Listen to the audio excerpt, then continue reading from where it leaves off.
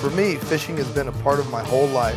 From the time I could walk, I've been traveling and fishing to chase and hook the big one. My name is Dennis Isbister, and I live in the deserts of Nevada. Fishing is more than a hobby for me. It's my life. Leading fishing expeditions, traveling to the most remote parts of the world for the catch of a lifetime. My name is Alan Broderick, and I'm from Ireland. This is Wild Fish, Wild Places.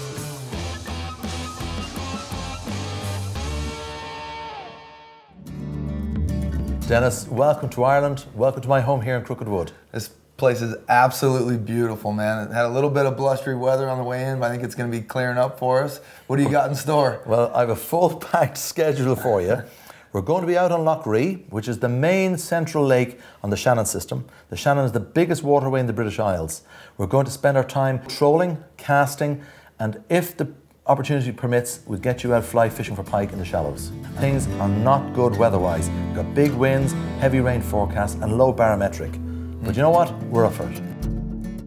We knew the weather was going to be tough today, so we made our way up to a cool little town called Shannon Bridge. Really old school, and it's got a nice boat launch right on the river. That's where we thought we had to fish today to avoid the wind and the rain. So we finally get our boats in the water, and we hear there's some pike been sitting up on these little points, the corners of the river. Well, the rod had a fish chase right there, so I wanted to get a cast. And we're working everything we can do to try to provoke one big pike. So we're standing in the front and the back, and we're casting swim baits, spinner baits, pretty much everything we got. See if there's any lice in them. Yeah, louse on there, right through the fins. See the thing there? An organ. It's got a baby. Got a baby. Look at the parasites on them, see? You know the fins are all chewed away. Look at here at the edges. So it's been eaten by parasites. See, look.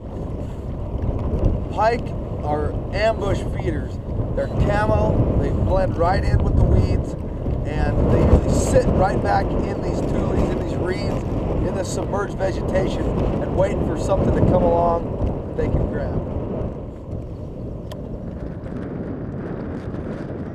We arrived at Clonmacnoise around lunchtime, and just as I approached it in the boat, and I had a great bird's eye view because I'm on the motor, so I'm looking forward all the time.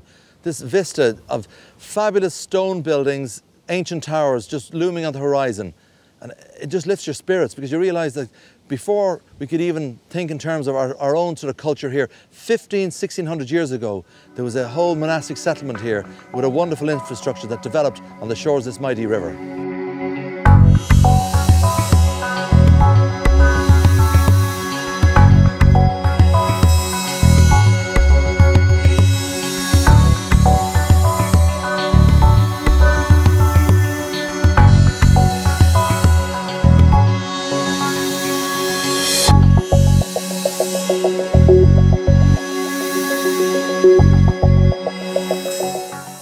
Absolutely one of the most beautiful places I've ever seen.